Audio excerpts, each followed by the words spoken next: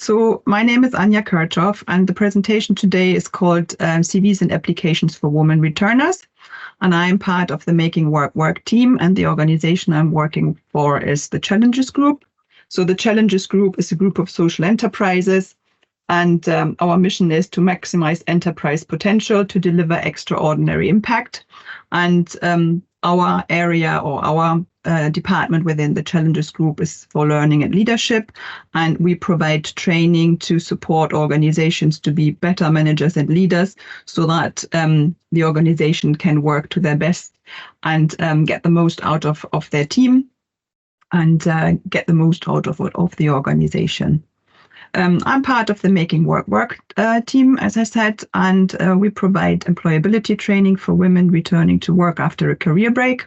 We do this since 2021. So the first few projects or the first few trainings we ran were for women all over Scotland, and we were only able to support women who were on a career break for at least 6 months. And in the moment, our project is funded from the City of Edinburgh Council and the UK Shared Prosperity Fund. So it's local just to Edinburgh women. But we are lucky that we can finally now support also women who are not just unemployed, but also underemployed, because we very often realize that women have a career, they start working, they work for quite a while. Some of them or some of us move up on the ladder and then we stop working for various reasons. We saw in the chat early on that could be for relocation, that could be for children, but that can also be for all sorts of other reasons. And then we find it hard to go back into work, or if we go back into work, we can't jump back into where we left. And very often we are then taking jobs that are below our par, working less hours than we want to or can, because the flexibility, sometimes it's not there. So women are then underemployed, and we support them as well to progress in their work.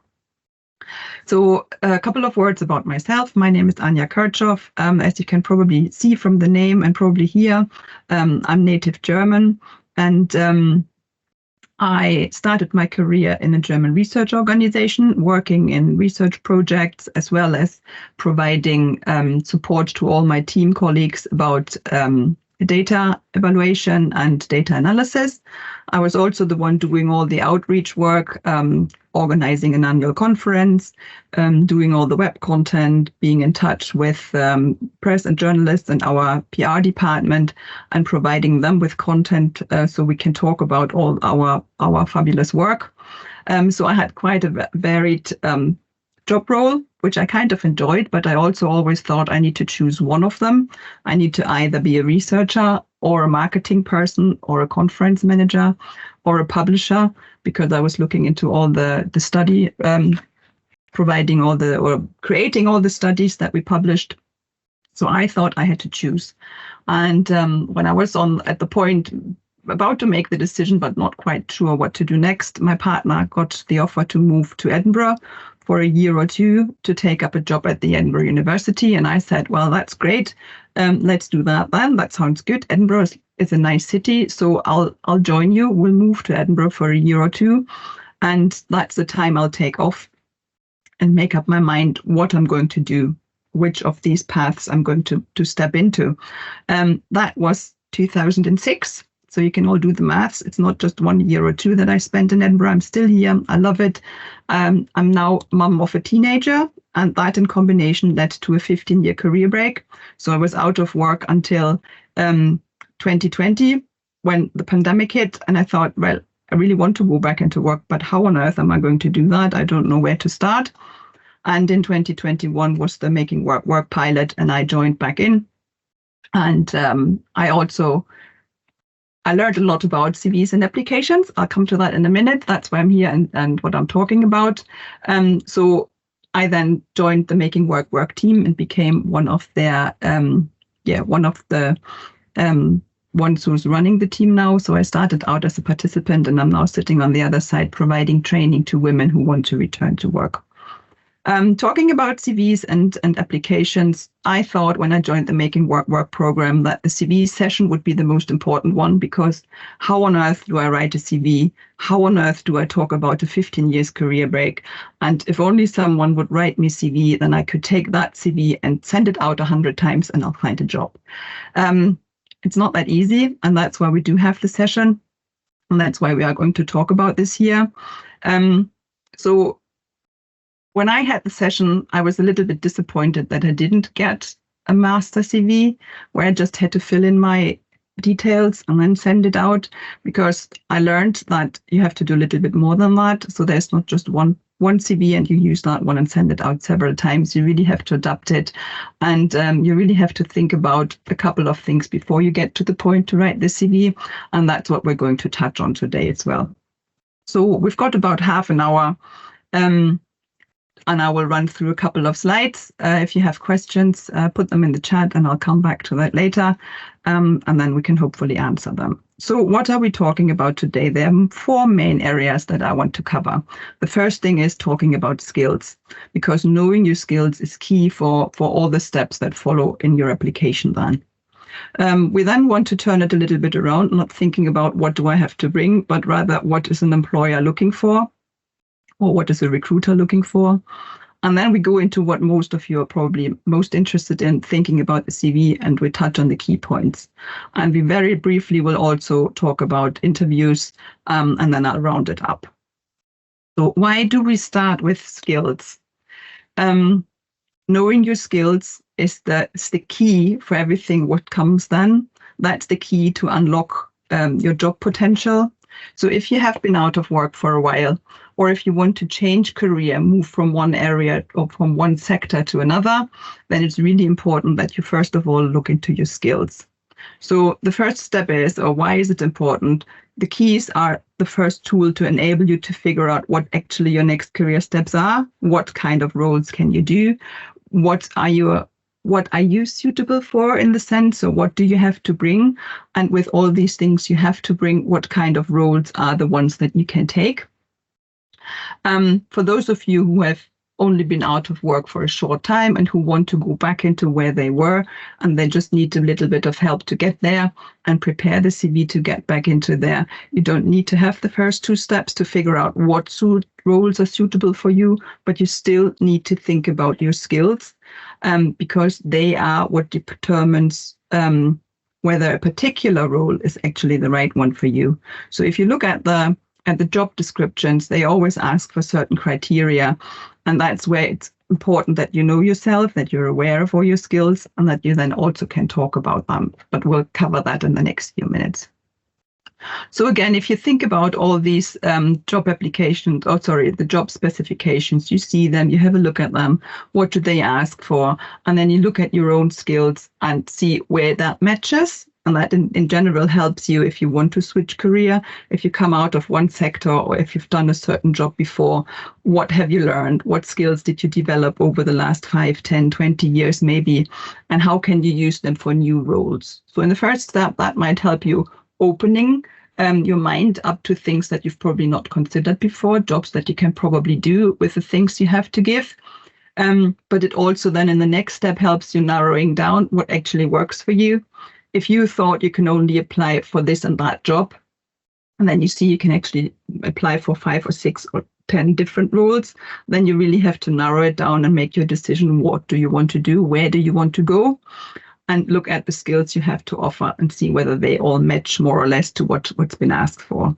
And then, as I said, the third step, it really is into looking what skills and what is asked for in one particular job specification or job ad. And then you have a think about whether you can fulfill that. Do you have what they are asking for?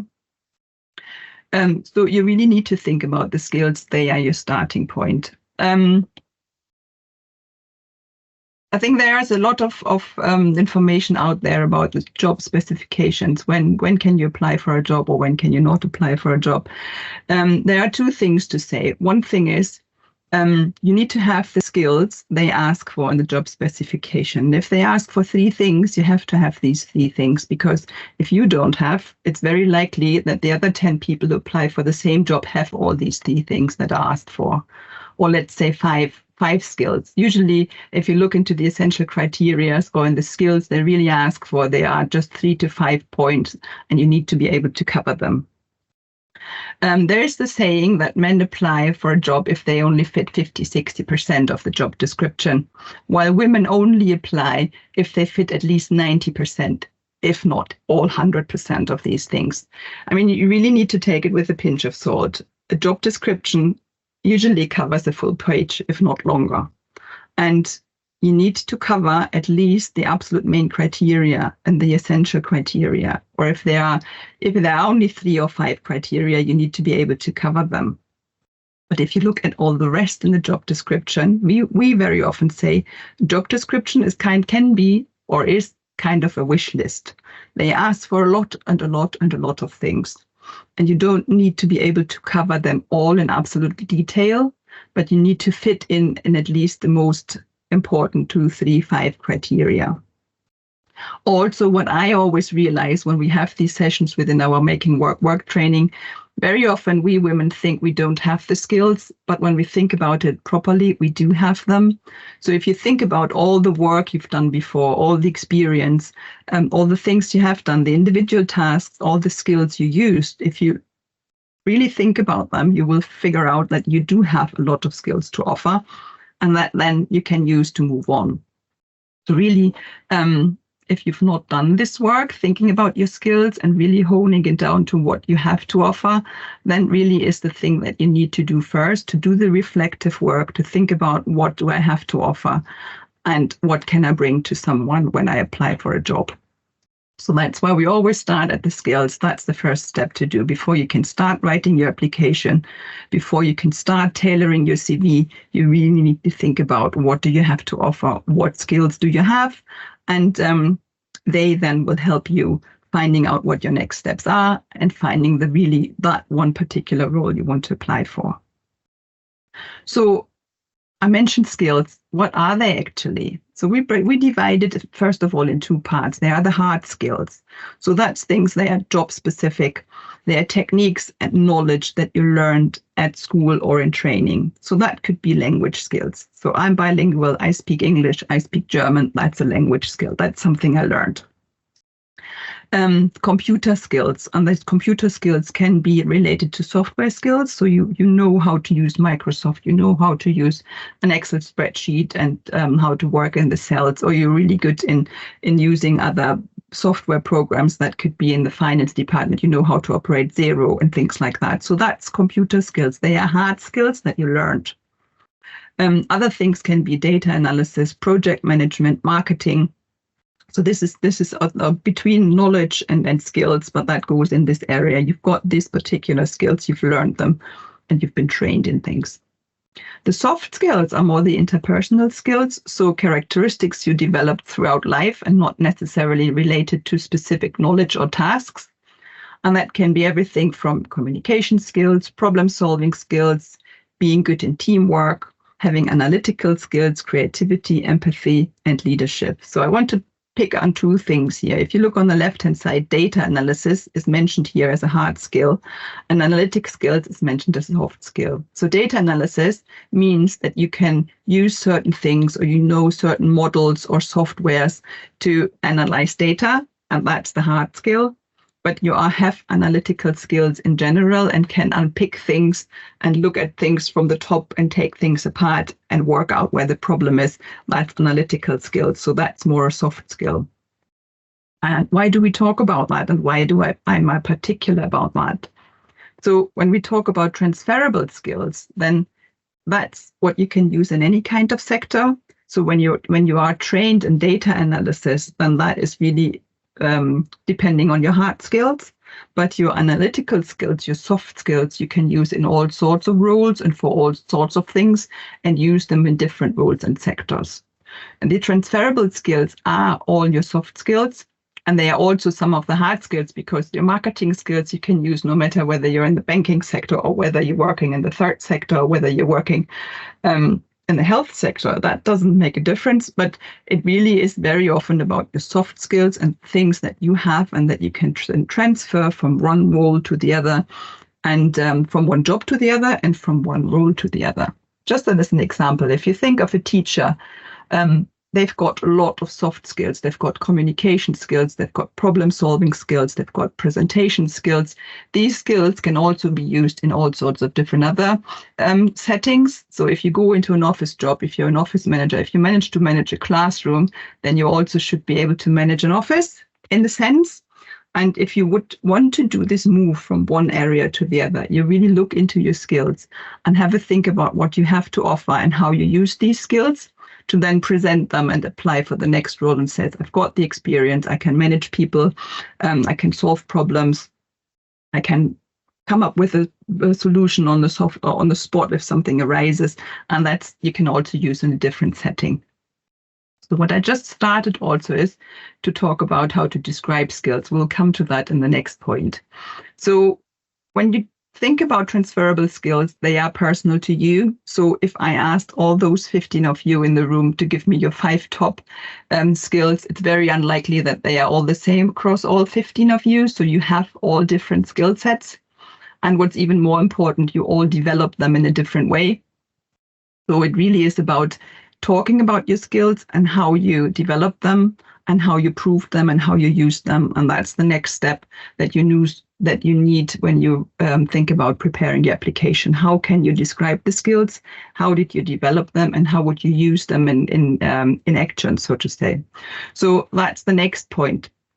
Not just important to know what skills are and knowing what skills you have.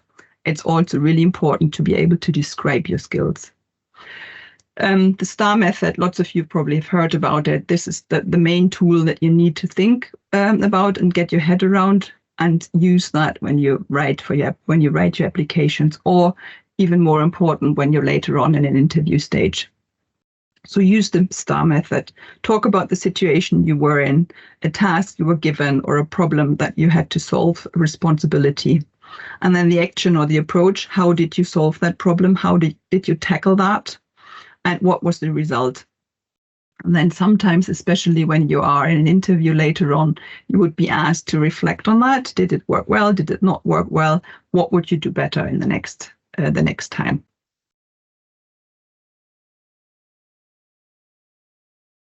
So when you think about your individual skills, really not just think about, I'm a good communicator. And when you apply for a job, it does not enough and sufficient to say, I'm really good in communication. They want to know, how did you do that? How can you prove that you're good in communication? And you need to come with an example when you used your fabulous communication skills, or when you used your fabulous problem-solving skills. You were one of the things that you can say is a very brief one. It's a funny one. So the situation was you woke up in the middle of the night and you were terribly hungry. The task you were given, or the task at hand, was you need to do something about that because you wouldn't go back to sleep while you're still hungry. So you got up, you got in the kitchen, you checked what you've got on the cupboards, and you assessed the situation. And your action was then to decide, well, I've got some sandwiches left, I've got some cheese left, I've got some onion pickle left, I'll just make myself a sandwich. And on top of that, there are some crisps. It's always nice to have some crisps with a sandwich. And your action was to make yourself a sandwich. You had something to eat, and the result was you were not hungry anymore. You could go back to sleep. So that's, I mean, it's a very blunt example, but that's the way to do it. And it shows you they can do it rather short. And you use this example then for what you have done in your work before. When you're talking about your problem solving skills, or when you're talking about your communication skills, or when you worked in a team, that you were tasked with a problem and you had to solve that problem. And how did you do it? What were the steps you used to get to the result? And then sometimes, as I said in an interview, you will be asked for a reflection. And when I add the reflection to the example I just gave to you is, next time I'll be a bit more thoughtful when I make a sandwich. I'm not using a cheese sandwich with pickle and also some crisp, because it was all very salty and I was very thirsty for the rest of the night. I wasn't hungry anymore, but then I was thirsty. So I'll make sure that if that happens again, I have something to eat in the cupboards that I can make in the middle of the night without me getting thirsty then, instead of being hungry. So that's just a quick example. It's a bit of a funny one, but it gives you hopefully an idea how to tackle this STAR method approach. I recommend you go online, Google STAR method, And then you find really good examples of what's a bad example and what's a good example. And as I said again, it's not just about when you apply for a job to say, I am good in that. And I know it's important to be good in that for that job. It really is about showing that you have done that and that you have this skill, and show the person on the other side how you use that. You can use this STAR method in a CV, and you can use it in your cover letter, and you will use it in your interview later on. You can probably imagine a CV usually has 2 pages, and when you talk about 5 skills, you won't have 500 words to describe every skill with the STAR method over a longer text. So you need to really break it down and keep it brief in the CV. You can also use the CAR method, which is slightly shorter: context, action, result. So it's the same idea. And you really need to think about your skills and what examples you have and practice a little bit, but you can condense it in 1 sentence. And that's what you can then use in your CV. And you can use a little longer explanations when you write your personal statement or your cover letter, and when you go a little bit more into detail when and how you used your skills. And when you're invited for an interview, you will need to be able to talk about things like that for 2-3 minutes for each skill you're asked to talk about. So then you need a little bit more meat to the bone and explain a little bit more. So top tips that I would like to add here: create yourself a skills repository. So really think about all the skills you have and that you have to offer. Think about how you can describe them and how you can sell your skills. One thing is that probably heard that if you're into writing, it says show, don't tell. So don't say you're a good communicator, show that you are and give an example. And when you think about interviews later on, very often you kind of prepare for 5, 6, 7 skills, and in the interview you probably only ask for 1 or 2. Think about scenarios that you can use for several skills. So if you prepare for 7 skills, you don't need to have 7 different scenarios to talk about. Just have 1 or 2, and then depending on what skill they ask you for, to adapt it, whether you use one scenario more for communication or more for problem solving or for something else, or for teamwork. So they might be close enough together that you can use one scenario to describe 3 different skills. But yeah, look into that, create that, and prepare for that. So have a think about not just what you have to offer, but most importantly, think about what the employers are looking for. Take their viewpoint. So usually employers are looking for someone to fill a gap in their organization, and they are usually looking for skills and behaviors. They're looking for attributes and competencies. Very often they don't look for particular knowledge. So even if they ask for hard skills, and you can provide them, but specific knowledge is not everywhere necessary. There are very often jobs where you can transfer your skills from one point to the other, and you don't need a lot of specific knowledge. Sometimes you can also add that on and learn this, top up your knowledge in that specific area to be on the spot when it's there. What I mean is you don't have to know everything from one sector when you go into that sector. You've not been working there before. It is a lot about learning, and I'll touch on that at the very end, the idea of lifelong learning. So again, your skills and your competencies, they can be applied to any role in any sector. So if you're moving from one area to the other, then you can bring that along. So your applications in general, bear in mind, put yourself in the shoes of the reader or the recruiter or the employer who is going to see your application, and what are they looking for? How can you stand out, and how can you make their job easier? Usually it's said that a recruiter only takes about 7 minutes. Not 7 minutes, 7 seconds. It's quite brutal.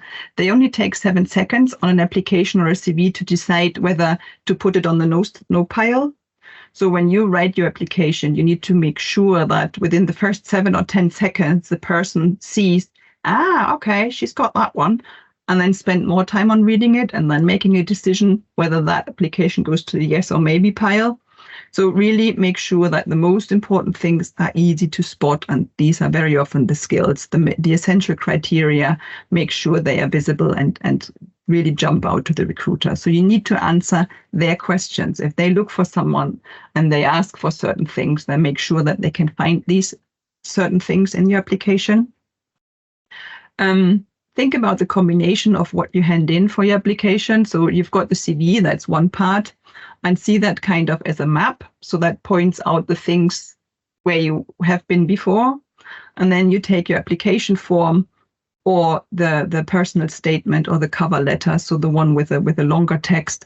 And that's the way you do kind of provide a direction how to move along on that map. So you point out certain things that are important.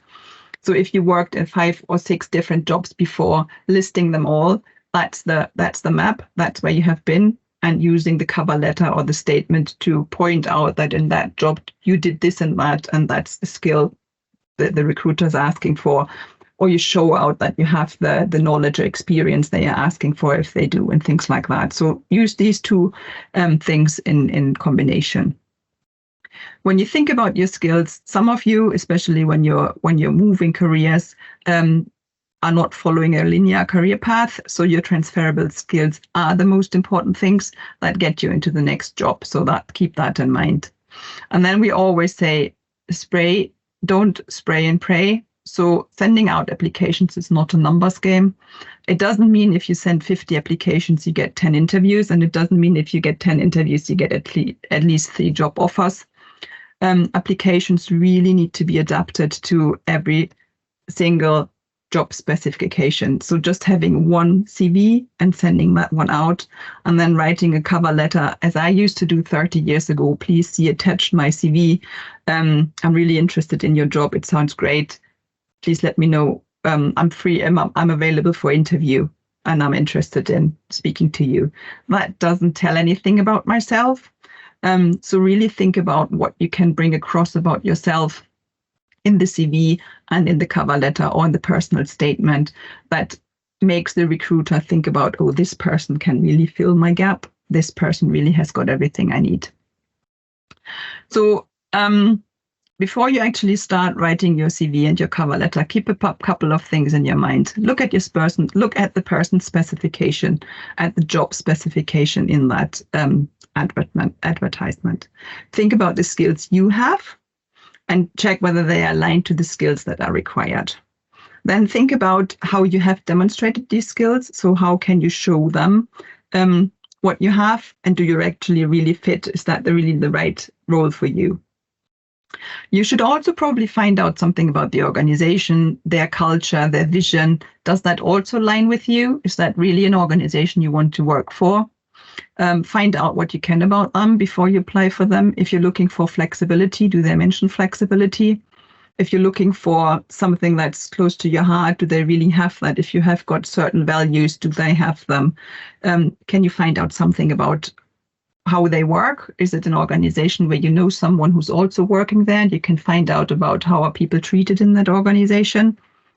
And if there's something missing, then get in touch with them, ask them. Because why sitting down, spending 5 hours on writing an application, and then you're invited to an interview and you realize actually they won't give me the flexibility I'm after, or oh gosh, they've got a terrible organizational culture, I actually don't want to work there. So get as much information as you can in advance, and if you have any questions, contact them. Very often it also helps to get your name across so they know, this person was in touch, this person is interested in this job, and that might help you getting your application more time to read because they already have a name in their mind. Tailor your CV to the role you're applying for. There's no one CV that goes out twice because every job description is different, and that means you always need to adapt your CV to the job description. If they ask for 3 essential criteria, make sure they are visible at the top. Make sure you kind of answer their questions. If they're looking for ABC, then talk about ABC. And talk about ABC in the top page and not somewhere down on the second page in the last line, because they are looking for that and they need to have that. That's the gap they have, and that's the one you need to fill. Pick out the key responsibilities. Highlight your experience related to these key responsibilities. Show them that you're the right fit by providing examples and scenarios, and demonstrate that you've got what they are asking for. So now the thing that probably most of you are most interested in, that's a long list of do's and don'ts for CVs. So first of all, there's actually no perfect format, but make sure that the person who's reading it can actually read it. I'm 52, I've got really bad eyes, and if someone is giving me a text with font size 8, I'm sorry, I'm not going to read it, and especially not if I have a stack of 30 applications and the font size is so small that I can't read it. So make sure that the person who's reading what you're providing can actually read it. Use the full width of the page. Usually when you write a letter, you keep certain margins around that and have white space. For your CV, you can make use of the full page. Keep it to 2 pages. No recruiter is reading a CV that's more than 2 pages long. They simply don't have the time for it. So condense all the most important parts on 2 pages. Some people even say 1 page, that's it. I think 2 is absolutely fine, but make sure that the most important part is on the first page and not buried somewhere in the last third of the second page. Include your contact details, because if they really like your application, if something is muddled, they need to see who to contact. So write it in there, put your name in, an email address and a phone number. You don't need to add your address. No date of birth and no photos, especially for those of you who've been moving around and are coming from other countries. I learned in my days in Germany that you always put everything in there, including a photo and a date of birth, but for good reasons, and that's around bias and things like that. No date of birth, no photo, because it's not relevant for your job. Put your most recent work experience first, include only the key responsibilities, or include the key responsibilities for each role, but not all of them. Really key is the word, key responsibilities, and you can use bullet points, just make it easy for the person to read. Include your achievements if you can. If you have quantifying, if you've got numbers, then quantify your achievements. There's a difference in saying, I organized an annual conference and I organized an annual 3-day conference with 20 presenters and 500 delegates. That just makes a difference, and that gives the other person an idea of what you've done. If you worked in sales, add in the sales numbers. If you've changed something, you increased the membership by 10% or whatever, just put it in. Talking about qualifications, they go to the bottom of your CV unless it's absolutely necessary. If you were applying for a role as a GP and you need certain extra trainings for this particular role, then sure enough, put it at the top. But apart from that, nobody's interested in your hires or GCSEs. Nobody's interested in your university grades. Because if you've been working for 10 years in a certain capacity, it shows that you have the qualification, so that can go further down. That's the same with education. When you send your CV, send it as a PDF. Always make sure that it's not sent as a Word document, because the person on the other side opens it with a different Word software, and then everything you've done on formatting and making it looking nice is all messed up. So send a PDF. It's also then not editable for the other side. Give it a proper recognizable name. Don't call it doc 1234. Put in your name in the line for the document name. Put in the job you're applying for, the organization, just to show that you pay attention. It also helps yourself, because when you apply for 10 different jobs, it's good to know which one went to which organization. You can also add a date if there's enough space, but just make sure it's got something that makes sense, and they can then, if that gets lost in a pile of other files, then they know, oh, that was that name and that belongs to that person. Okay, other tips. A lot of you are on a career break. How do you describe a gap? Just be honest and be factual and keep it short. There's no reason to go into length and describe why you have been on a career break and why it was difficult and all the things you've done in between. Just state you've been on a career break for childcare, for relocation, and that's it. There's no need to go any deeper, unless, for example, you have taken a longer break and have doing some upskilling and lifelong learning. You've done a college course and things like that. Yes, you can add that, but apart from that, just short and sharp is absolutely fine. In general, be selective. You only have to convince the recruiter that you are the right person for this one particular role. You don't need to tell them everything else you've done. So when you come back to my example, when I used to work in a research organization, I was a researcher working in European research projects. I did conference management, I did publishing, I did website content management, and I did marketing. If I'm applying for a role as a research person or for project management, then I state that.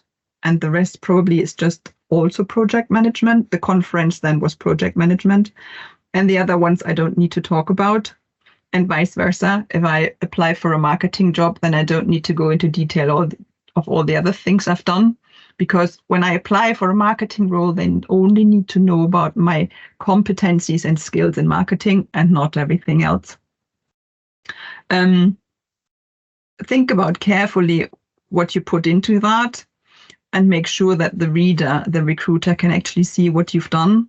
Just saying, I've been a project manager is one thing. Just giving meat to the bone and explaining what you have done and what achievements you've made over the time of your jobs, any increases in numbers, any particular skills that I asked for, if you can add them into that CV or into your application, that's the way to do it, because that shows that you've got what they are looking for.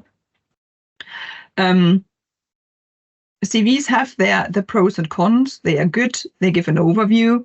But if they are too much of an overview, they can be overwhelming. They don't state everything you've done, which has got its pros and cons as well.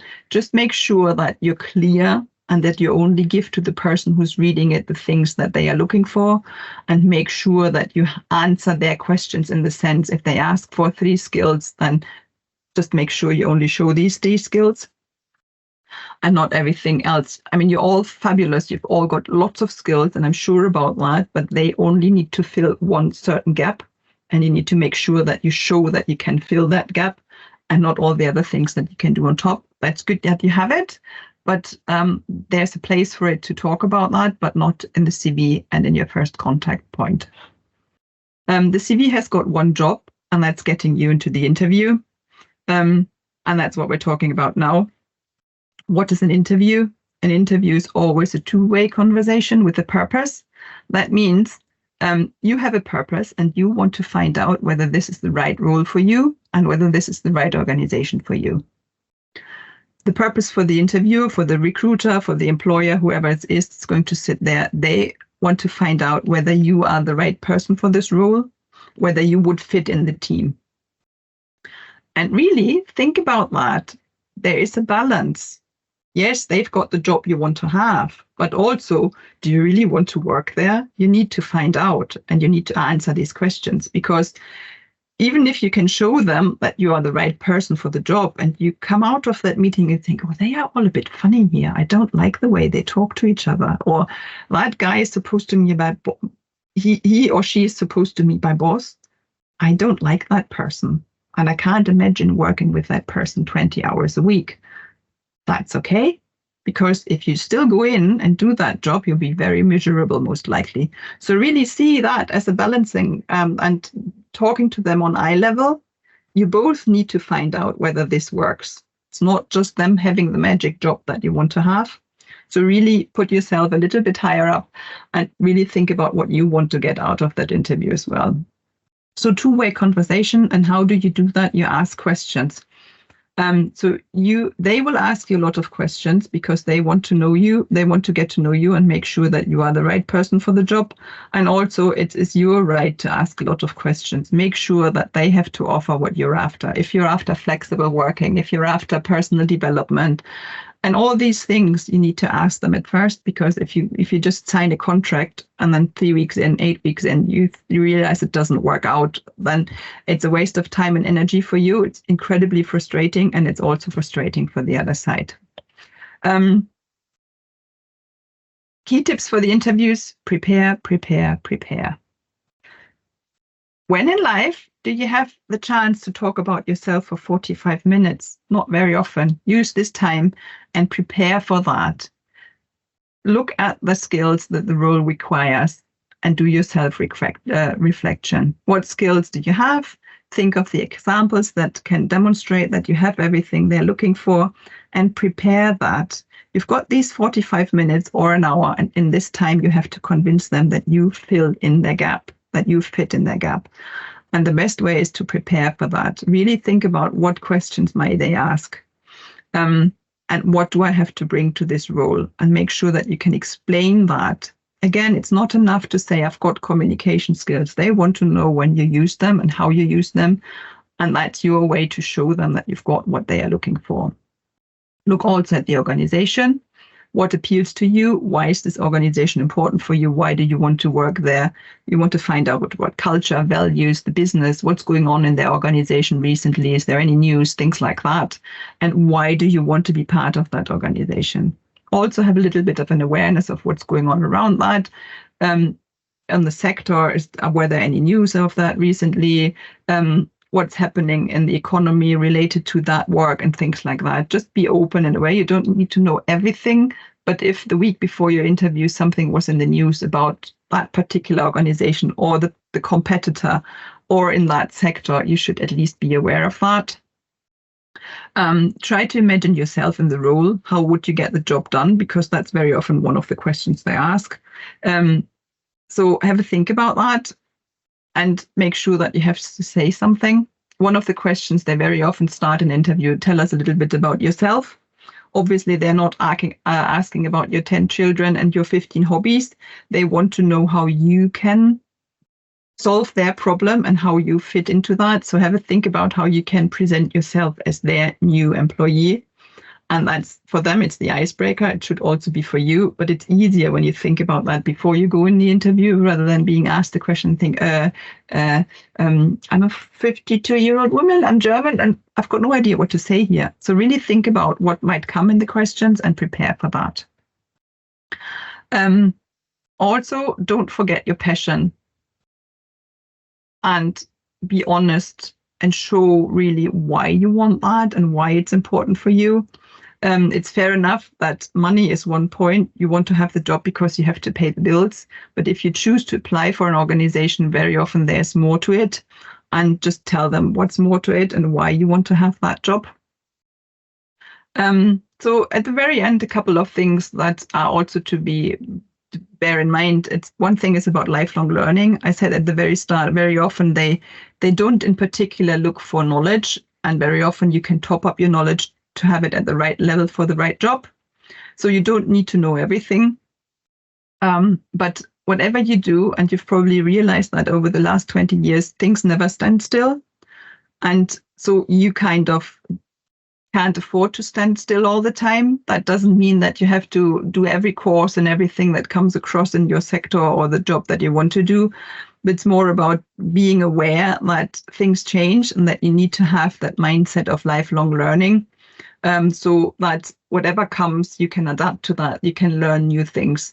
If you have a longer career that spans over 20 years, you've probably started working with a typewriter, not a computer, or you've started working with a computer, but not the internet. And then all of a sudden there were smartphones and all these things. Everything has changed and you have been working with that over the last years.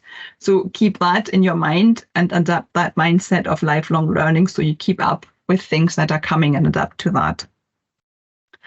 Personal development is something, keep it in your mind, have a think about your personal career development. What do you want to achieve? Does that, your next job is part of that? Do you want to move or not?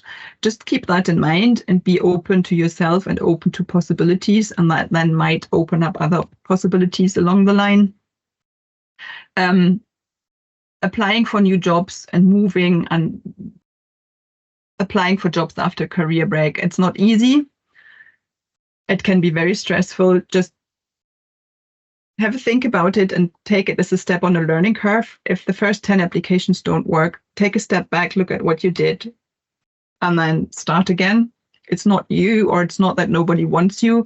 Very often it's just like you've got all the skills, but maybe up until now you were not able to bring it across. So have a think about, speak to someone else, and take that as part of the lifelong learning curve. So in general, if you have demonstrated the capability and willingness to learn throughout your career history up until now, there's no reason why you can't do it going on. So showing that in an interview that you're open and open for learning and adapting and getting new things done is a very helpful thing. So just rounding it up here, as usual, I've been talking for more or for longer than I should have. So what are the key takeaways? Focus on your skills. Do your self-reflection. Think about what you've got to offer, and then how you can demonstrate what you've got to offer and how to bring that across, because every individual application needs to be tailored to the job specification. And when your CV gets you to an interview, see it as an opportunity. It's not a threat. The person on the other side doesn't want to trip you up. They just want to figure out whether you fit into the team. And if you're prepared for that, and if you are open, and if you show your passion for those things, then that's a good step forward. And in general, don't stand still. So embrace the concept of lifelong learning. That very often gets you onto the next step as well. We do have a couple of resources. So there's the Creating a Cracking CV guide that rounds up the things that I've just talked about for the last 45 minutes. So have a look at that. We can put the link into the chat afterwards. We also have a guide about flexible working on our website. Most of you came through Flexible Working Scotland to this short session, to this webinar. If you've not heard of Flexible Working Scotland before, we can strongly recommend you signing up for that. It's a Facebook membership group for free with lots of information about all things flexible working. As I said at the very start, I'm working for the Making Work program. So we support women to return to work after a career break. In the moment, we're only funded for women who are within the City of Edinburgh Council area, but we hope to be able to provide support further on to other areas in Scotland again.